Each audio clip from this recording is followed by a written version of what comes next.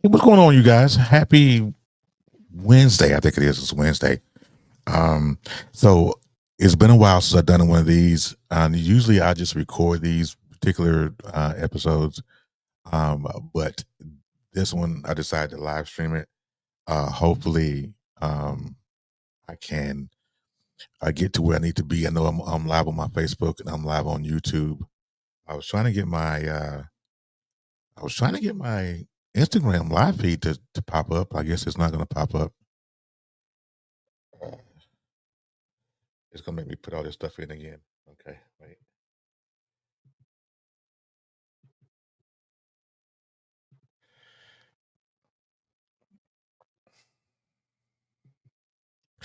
So I'm hoping that I can get this going. Anyway, um, welcome to another episode of the Knucklehead Chronicles podcast. It's your boy Terry. This is the Cancer Chronicles. It has been a couple of it's been a while since I have done one of these. So hopefully, like I said before, I hope I can get some folks on here, get some traction going. Instagram is not gonna let me be. I'm gonna shut Instagram down because that's gonna make me mad in a minute. All right. So anyway, just to give you guys an update, those of you guys who have been following um, the journey, it's been a long one. Uh, so for those of you that may be watching or listening to this, I'm gonna give you guys a recap. Again, my name is Terry. I was diagnosed with stage 3 pancreatic cancer on December 23rd of 2024. And life has been such a whirlwind since that's happened. I mean, so much stuff has changed. People have entered and exited my life. Um, just when you think about having pancreatic cancer or any cancer for that matter, um, you think about life and all the mistakes and all the mistakes you've made, all the bad choices you've made, and all that. Um, but what I've learned in my journey is that I can't beat myself up too much for it.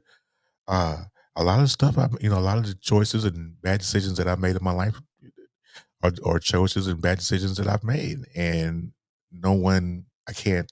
Hey, Shira, what's going on? How are you? Watch me over there on YouTube. I appreciate you. Um, so you learn to live with the mistakes. You learn to live with it, and you come to a realization about a lot of things. And uh, I've learned that I've made a heaping helping of bad choices. Sometimes it's hard to sit and to look at it, in this. I'm not going to say I'm at the end of my life. I'm not going to say that because that's not. You put everything. You know, the power of life and death is in the tongue. So if I sit here and say, "Oh, it's my end of my life. This is the last time you guys might hear from me," I'm not there. I'm not there yet. But there are certain realizations in my life though. It's that some things I can take it back, some things I can't. Some things I can make up for, some things that I can't, and I'm just in that place, right? So this is just an update of where I am in the podcast, where I am in my cancer journey here. Um, so those of you, like I said, if you're new here, if you're new listening to this, diagnosed back in December 23rd, 2024. Um, when I say life has been all the way difficult coming from the support, money, being able to live, and it's tough, right? And I found myself, relying on people. I started me a GoFundMe here a couple months ago. Had a tremendous reaction to the GoFundMe. To all of those people that donate to the GoFundMe, I appreciate you more than you will ever know, and you know who you are. There are some folks that extended above and beyond on that GoFundMe, and I appreciate you. Um, so just to give you guys like I said, another recap. I am scheduled for 12 rounds of chemo. I just finished up round 6, so I'm halfway through. So what happens now is that I get a CT scan. That way, my oncologist can look at my CT scan and tell me on Wednesday, I'm sorry, Monday, what the chemotherapy is doing. Now, what we're all hoping for, and what I'm praying for, is that I come back with a report, um, because it could come back one of three ways. Okay, one way she can walk in there and say, "Mr. Little, um, the chemo is doing absolutely nothing. It has not shrunk your tumor, hasn't done anything, but it hasn't grown. No, that's one thing. It hasn't done anything. Second thing she can do, come in there and say it hasn't done anything. However, it hasn't your tumor hasn't grown nor shrunk or nor metastasized to any other organ. Because once it metastasizes to something else, like my liver or my kidneys or whatever, then I go into stage 4, and then they give me another prognosis. Um, so and she could come in there and say, "Hey, you could be completely NED, which is the cancer is completely gone." Um, she can do that, or she can come in there and say, "We had just enough shrinkage of this tumor to where we can go ahead and have your Whipple surgery conducted and get rid of the cancer altogether." So that's where we are. Okay, so we're in the middle. We're dead smack in the middle of the treatments. My goal is to ring the bell after the 12th round. Um, so realistically, I'm faced with a decision, you know, and my decision is going to be: do I it, and depending on how she comes into the room on Monday, she's gonna, whatever she says to me, my decision is gonna be one. Okay, well, if she comes in and says, Mr. Little, the chemo's not working. There's nothing it's not shrinking, not doing anything. My decision then would be, do I continue chemo? Now, I, that's one of those questions you don't wanna you don't want to be faced with that. But realistically, if she comes in there and she comes in the room and says, the chemo is not doing anything for you, my decision at that point will be, do I continue chemo? Because if 6 rounds ain't done nothing, 6 more ain't gonna do anything either, right? That's kind of the premise, right? Um, if she comes in there and says, "Hey, well, the chemo is doing something. It's not. It hasn't. Excuse me. It hasn't shrunk it to the point where you can do surgery." Then I'm going to be like, "Okay, let's go ahead and finish let's go ahead and finish the last 6, and then go into radiation and see what happens." Or she can say, uh, "Yeah, that's nothing we can do." Then I'm faced with it. That's the real decision. That's what uh, the fear sets in. And I know my Christian folk is going to say to me, they're going to say to me, God didn't give us a spirit of fear, all that, and I totally understand it. I totally understand it, and but that doesn't stop me from still being fearful, because it could be any number of things that can come out. So what I'm asking to people who are listening, people who are watching this live stream, pray for a brother, because you just never know. You just never know. So that's my update with my cancer, and the journey that I'm on. If it were you, this is the question I'm going to pose to my audience that's listening. Whether you're listening on the podcast, or the audio version of this, whether you're watching on live stream. If it were you, and she walked in, and your oncologist walked in and said, "Okay, Mr. and Mrs. So and so, your chemo isn't working, hasn't done anything for you. What would you do?" That's the question. Um, or if she comes in there and says, you know, um, it's shrinking a little bit. You know, if we continue, it might have some more progress. What do you do? Or she comes in there and says, "There's nothing we can do. We can go. We can stop chemo and go right into radiation," which is probably what I would do if she came in if it were me and she came in and said that, the chemo's not working, what do you want to do? I think that would be the first. That would be my absolute decision. I think I would stop chemo immediately and I would jump on radiation. But again, this is just an opinion. I'm asking you guys for your opinion. What would you do? Okay, Dexcom. All right, all right, all right, all right. That's my Dexcom. For those of you that know anything about that, um, that's it. If you're a diabetic and it monitors your blood sugar, hey, so it just kind of I wear it under my arm. There it is, right there, and I wear it under my arm, and it monitors my blood sugar, which is kind of high right now. I need to take some insulin. But anyways, what would you do? So, switching gears, and I've said this before in this podcast, and I'll say it again and again and again, and I'll say it until I'll say it until I'm no longer on this earth. Is that love the people who love you, support the people that support you, um, do everything in your power to be a good person, because there's some things you can't take back. It's just not. You wanted to, but it's just some things you can't take back. Um, there's some things that you'll never outlive. There's nothing on this planet you're gonna outlive because you're gonna die eventually. We all are. But if you are in a place right now where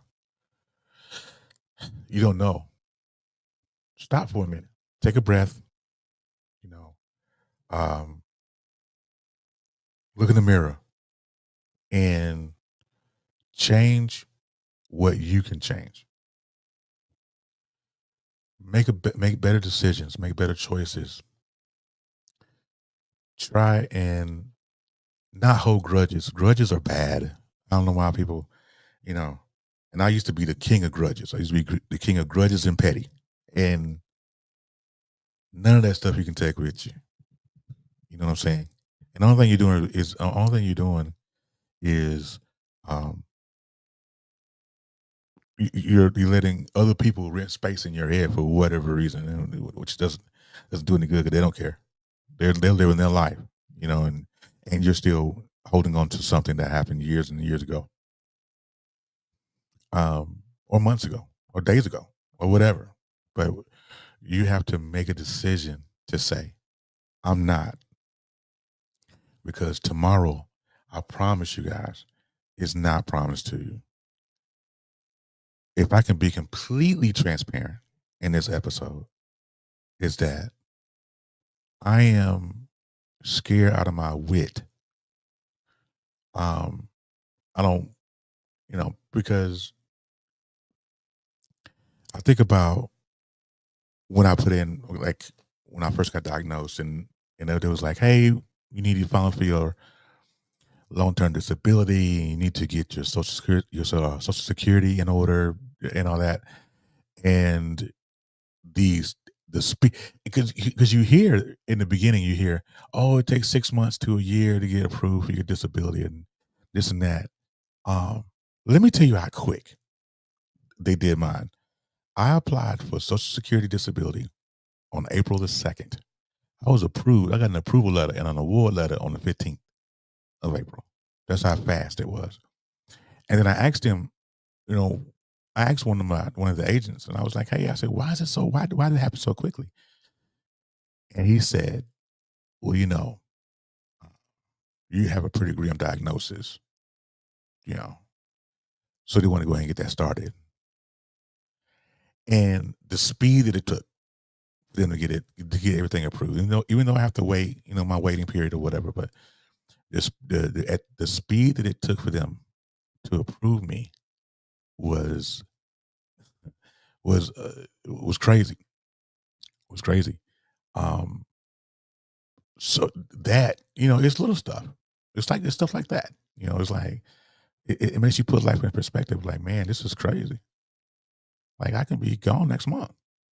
I could be gone 6 months from now, or who knows? You know, that's why it's important. It's important it's important to be true to yourself because you just never know. You just never know. And I'll repeat that until I'm blue in the face. You just never know. And, I'm going to do this podcast until I just can't no more. I'm going to do this podcast. I'm going to be more consistent with it, Um, but sometimes, chemo has me wrecked, uh, wrecked. And nobody ever calls me up and says, well, I got some people, I have certain people that check on me all the time, but um, there's certain aspects of chemo that I absolutely hate. And one of the drugs that I take is called Florinox. But it's something there's another drug. It's not Florinox. It's another drug that I take. And it gives me the sensitivity to cold. So what I mean by that is that I can't drink anything out of the fridge for like a week because I have chemo every 2 weeks.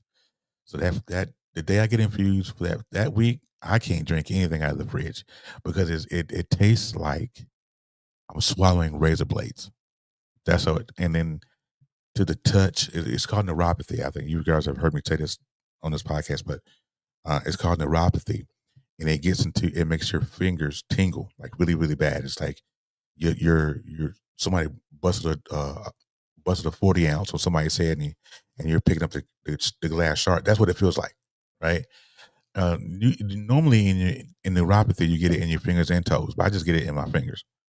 And it is the worst feeling ever. And walking around nauseous, like you would not believe it. They give you medication for your nausea. Um, but every time I take the meds, I'm so nauseous when I'm on chemo. A couple days after chemo, um, is that nausea med puts me on my ass for 2 or 3 days. Like I can't function. I can't sleep. I actually had my son Terry Jr. last weekend, and I got my infusion on Monday. So I get infused on Monday. I wear a fanny pack that has another drug that I'm ingesting Tuesday and Wednesday. I get the fanny pack removed on Wednesday, and then I'm walking out the rest of the symptoms Thursday, Friday. By the time I got him on Friday, I was no good to nobody, and so I kept him. I kept him Friday overnight, Friday into Saturday, and I just could not. I just could not. I could not function. I couldn't walk around with him. I couldn't. I could. There's nothing I could do. And so I texted his mom, and I was like, "Hey," I said, "I'm just not. You know, I don't know if my body was out of whack because I used to do chemo on Fridays, but now they moved it to Mondays. I don't know if it was out of whack. I'm not sure." But she was like, "I understand. Pack him up, bring him home." Because I think her fear is something happens to me and I have him. There's no way that she would know or whatever. My roommate has my phone number and all that jazz, and he can unlock my phone and make decisions. But I think that's one of her fears. I'm not sure, but that's one of the worst things I hate about chemo is that it knocks me out of commission for like a week. And some of my folks they'll check on me, like she'll check on me and text me, and see how I'm doing, and I appreciate her. All my friends do. Um, but that's the one of the things that I hate the worst. Um, and so I'm like, why go through that's the reason why. That's the reason why I say if she comes in there and says the chemo's not doing anything for you, you know, we need to do something else. And I'm gonna be happy to say I'm done with chemo. I'm done with chemo at this point. Let's do radiation, see what radiation does to me, and then we'll go from there. But in closing, I'll say this is just be mindful, y'all. Be mindful of what you do, what you say, and most importantly, how you say it. Because I'm a firm believer, and I will believe it until I'm 6 feet. I'm a firm believer that it's never what you say, it's how you say that thing. You know what I mean? So just be mindful of what you say to people and, love each other, you know, forgive them people. And you guys, if you've been following me long enough, I'll tell you in a minute forgive them. You know, I had to forgive people. I've had to ask people to forgive me for the stuff that I've done. Um, so forgive people. But most importantly, at the end of the day, forgive yourself. Forgive yourself. I know that it's tough, but it's okay. It's okay to not be okay. It's okay to forgive yourself. It's okay to, you know, to reflect and grow and learn. And it's okay. You have a new day every day that you wake up, and God puts breath into your body and gives you one more day. You have another chance to make it right. So that is what I would say to you guys in closing. You guys have a great rest of your night. I will see you next time.